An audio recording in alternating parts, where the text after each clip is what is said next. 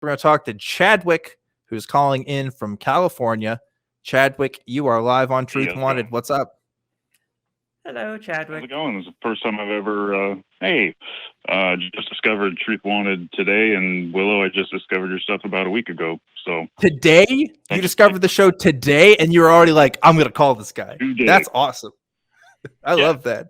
Yeah. Yeah, and by the way, what's on up, the last Chadwick? caller, when you were talking about that, how's it going?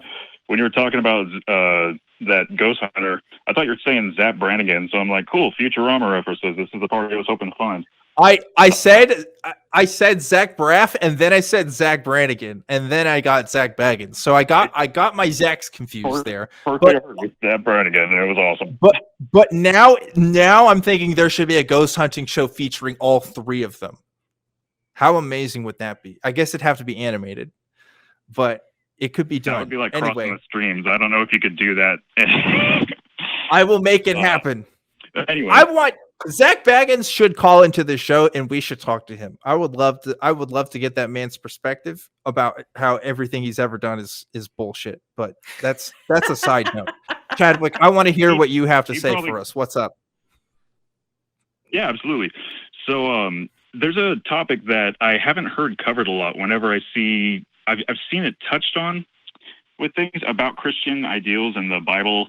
It's about the different versions of the Bible, and nobody ever talks about the Council of Nicaea in 325 AD or all the different times that the churches actually come together to change the Bible and say, we don't like that part. This part makes us look really bad. No, that's the part where the devil's a good guy. We got to get that out of there. Nobody ever really talks about that.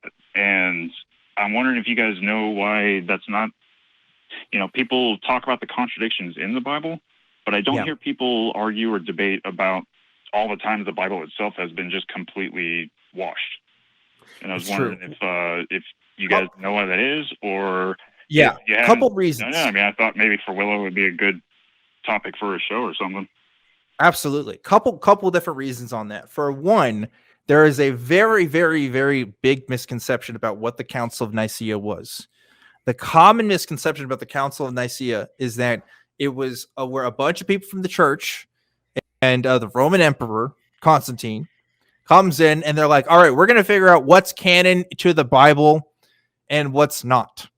They're going to figure out which of these books are in there, which of these books are not. That it was not the actual purpose of the Council of Nicaea. The actual purpose of the Council of Nicaea was to discuss heresy. It was also to discuss more theological matters. It wasn't necessarily about which was the proper books and which one wasn't. But the reason why people make that misconception is because there is a list that's brought up of generally accepted works that's brought up, and there are some differences in what we would count as today versus what they thought was good, and that was an ongoing topic of debate, but it wasn't the sole reason why the Council of Nicaea happened.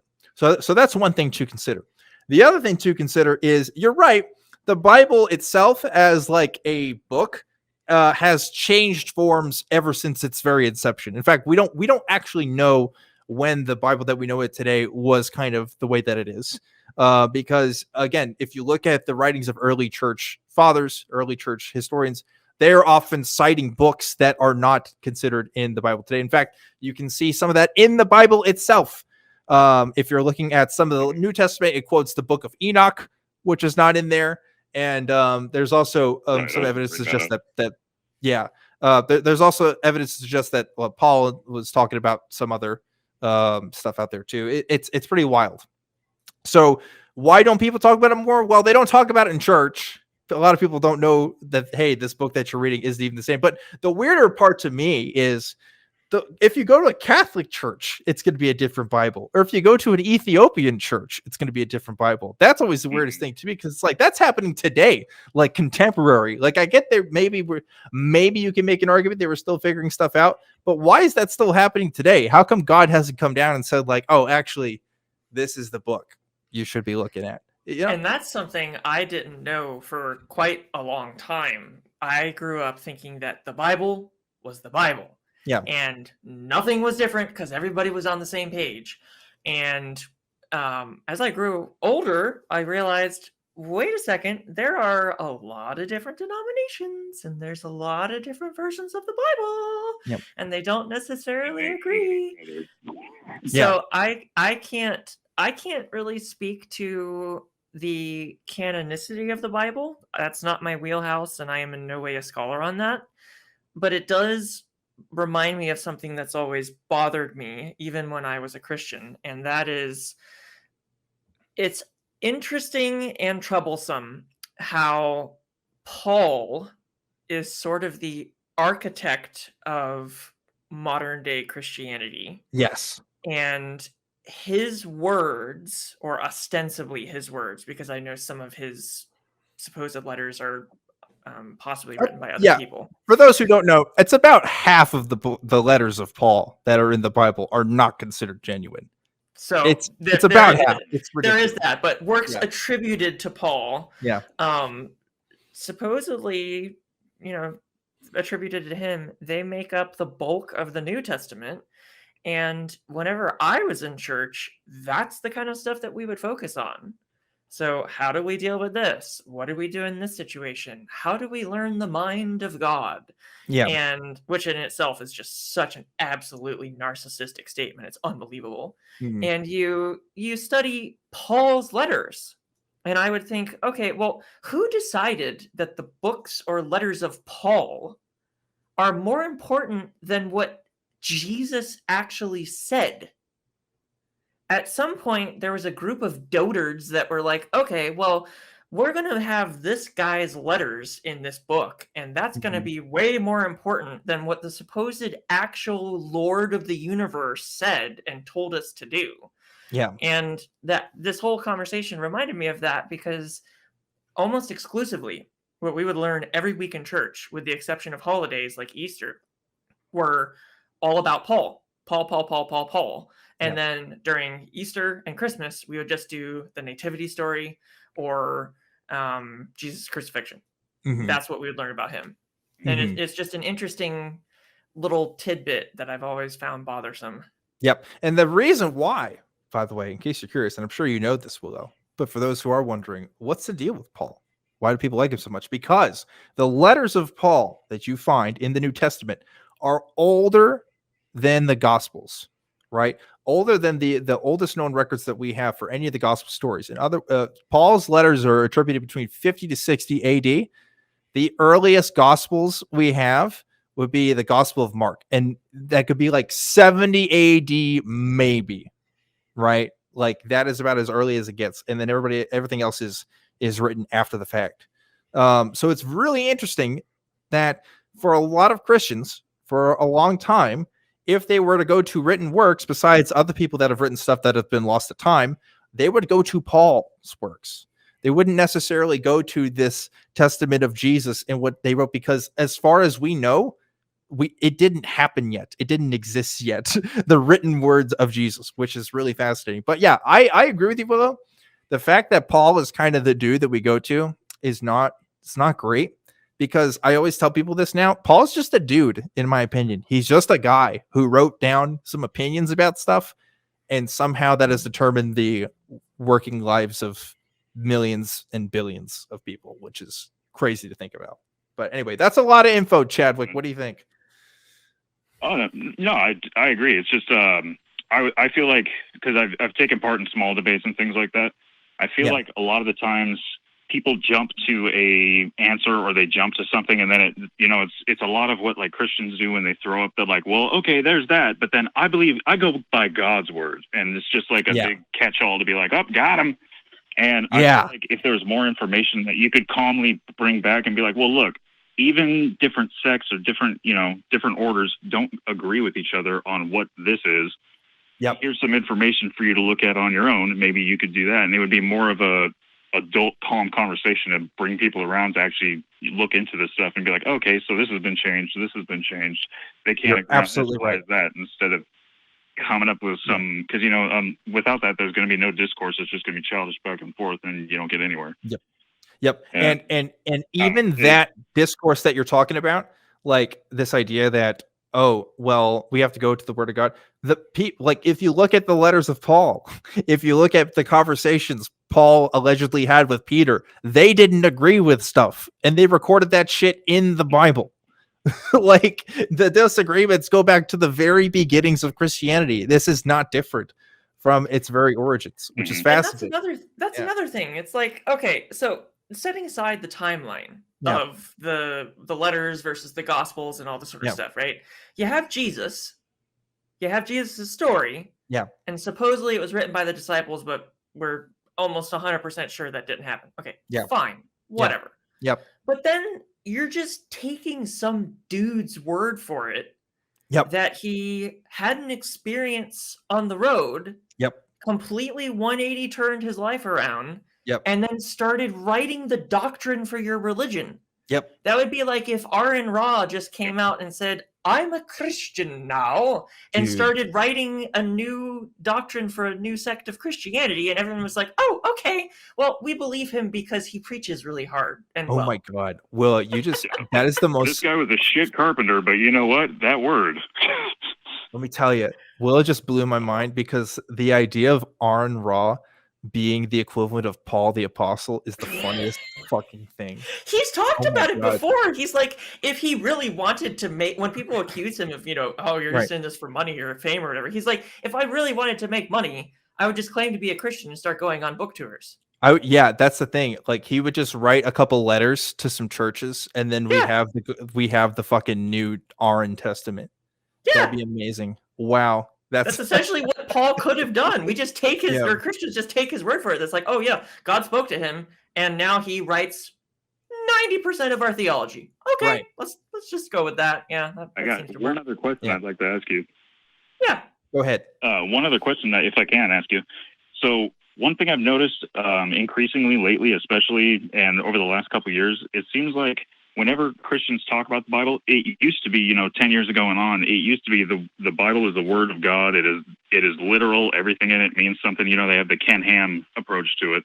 Nowadays, It seems like more of them, it's like they have the thing like, well, you can't take it literally. You have to interpret what it actually means. Do you think that's because they are starting to realize themselves that, oh, this sounds like a bunch of bullshit, or why do you think it is that they're kind of starting to come around to the idea of it being an interpretation or not a literal translation or not a literal telling of the story?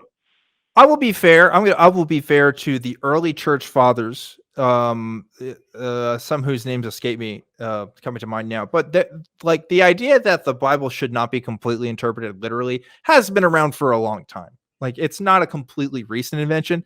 I will agree with you, though. It's Mother Goose. Yeah, I agree with you that it's Like, becoming a more common point of view. Fairy tale that's ever been written.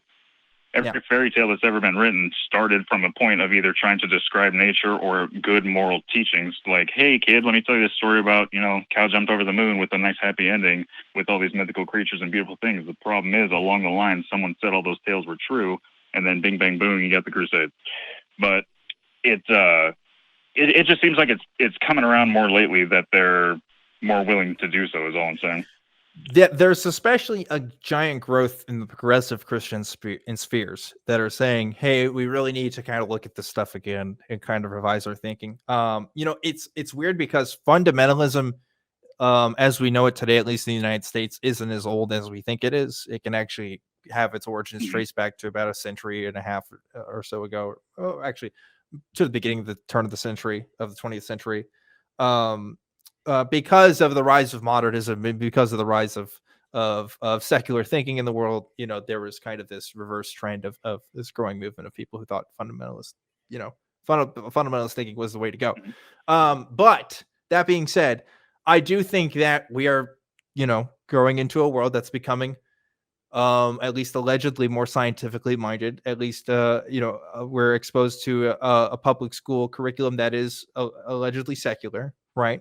And when you have to confront these secular ideas and you realize some of the truth of that, you have to reconcile that with these other ideas, the stuff that you heard in church growing up. And a lot of younger people are saying, hey, well, we can reinterpret this and kind of figure it out. Some people who grew up a different way may say otherwise, but I think that's what it is. It's a response to a current culture. more than anything, and trying to adapt and survive. That's what Christianity. I mean, like, I wanted to keep my faith. That's why I called myself a Christian mystic for a little bit, because I wanted to experience the divine, experience God, and I wanted that to be meaningful and special. And really, it was just me trying to justify my faith that I grew up with for the past 20 years of my life at the time. And it's hard to do, to let go and say that you're wrong and completely live your life in a different way. But it's what I had to do. And I don't know if everybody's capable of doing that, to be honest with you. I think that's hard, kind of figuring that this whole thing is bullshit. But what can you do? I do think, well, it's not even, to be fair, oh, go ahead. Yep. To be fair, though, I think it's also important to remember that for a lot of Christians, faith is a personal thing. Mm-hmm. And you sort of develop your own individual theology. So, like, my family had a little bit of a holier than thou complex, where they actually shopped around churches to find the right church that would feed them well, because they knew better than the pastors, apparently. And I think what Dan pointed out is probably at the root of it. I tend not to try to speak to what's in people's minds, because I really hate it when people do that to me. Yeah. But just speculating, probably what he said is at the root of it, where a lot of what's in the Bible is simply just not compatible with reality. But I think also what a lot of it is probably people who just don't agree with what the text actually says, and are interpreting it a different way than what a lot of what mainstream Christianity might say. And rather than just dumping it, they're interpreting it a different way personally as part of their own faith. And they might justify that as, they just interpret it differently. They might justify that as God speaks to them differently. They might justify it as they see a different meaning in the verse. But it doesn't necessarily mean that they're just like, oh, this is incompatible. Yeah. They might just be saying, yeah, you can see that the other groups are wrong. Different sects thinking different. Mm-hmm. Yeah, but that's true on an individual level too. Is my point, is that even if you have like 2 or 3, Baptist Christians from the same church, they may look at a verse about homosexual men differently. Yeah, because one of them may have a really strong feeling that that's not wrong, because they grew up with a gay brother, and they may attribute it to God speaking to them and giving them the true meaning of that verse. And for their personal theology, they're like, no, that's not what the verse means. But it comes across as, oh, well, they're throwing that verse out or applying new science or whatever. It could mean a lot of things. Yeah. We are living in a time, and I want to hear Chadwick's thoughts again too. Sorry, Chadwick. Will and I are having a little back and forth here. Okay, fine. I've just been listening. We're living in a time where personalized theology is becoming more and more mainstream, and that's really weird to say that, because that sounds like what a fucking Baptist minister would say. Is like, oh, everybody's interpreting the Bible their own way. Here's the truth of it. Everybody's always been interpreting it their own way. It's just more accessible to the masses now. And if you look at, who was John Calvin? A guy that saw the Bible his own way. It started his own denomination over it, right? Who was Gregory of Sinai? A guy who was like, oh, I'm a monk and I see things differently. Like, if you look at every single famous historical theologian in the history of Christianity, they all had their own personalized takes on Christianity. Like, it's just elitist to say, oh, well, these guys were the right ones, but like the rest of you peons can't possibly understand this magic book's wicked, when others didn't have mysterious access ways to the Bible or couldn't read, then you just kind of fell in line with what the big man said, and formed a church around him. Yeah, exactly. And that's what your theology was. Your Mormonism isn't as Mormon as mine. Yeah, there's that too. And like, how does Mormonism exist if not for the American idea of individualism and exceptionalism, right? Like it's I don't know. You see that in some of the faiths that you look at. You see it across the board with even in different translations. The Hebrew is much different than the English Standard and all that. there's all kinds of different translations that people take differently. See the most, on the individual level, like you were talking about, Willow. See the, insert what's that other guy? Not Kent Ham, but what's Kent Hovind? That guy. Some of those Oh God! out of his mouth. Yeah. Compared to, Mr. Oh, I don't believe you have that altogether, like that jackass. But him, That's a really good Ken Not Hovind Hitler, impression. okay. Yeah, like, oh, I'm gonna go. What the hell? I'm not even gonna do him anymore. I feel like I'm gonna throw up. But that dude, across from people who used to follow him and everything, it's like they all interpret different passages certain ways. One person says "smashed upon the rocks," the other person says that means you're gonna spread something. It's all up for interpretation, unfortunately. If you have a book that's over Literally, 2,000 that's pages. extremism. Yeah, like you're gonna get some different interpretations. Like it's just how it's gonna be. Maybe we shouldn't live our lives based off of the interpretation of one book. I don't know. That's just my opinion. Weird. But hey, I'm just putting it out there. But hey, we got to wrap up this call so we can get to some other callers here. Thanks, Chadwick, for calling in, and appreciate you just going for it. For taking the call. Yeah. Thank you, Chad. I like that. I don't know. I want to know, because obviously it's happened before, right? But like, I want to know how many people have just watched the show for the first time. It's like, I'm just going to call in now. That's great. I love that. Shout outs to everybody that's done that for this program. But were there any other thoughts you had on that, Willow, before we move on? No, I think that pretty much covered it. I mean, it's the whole different different Bible translations, different denominations thing. If you take off the rosy God glasses and you just look at it for what it is with an objectively Danish kind of look. Wow. No, Willow, most people fell make flat. those. Let me tell you, Fell flat. most people make those jokes before we start the show. And it happens like every week. They're like, "Oh, it's this subjectively something." I was like, haha. But you made it on the show, so I tried. hats off to you, I guess. Mask off to you. I don't know.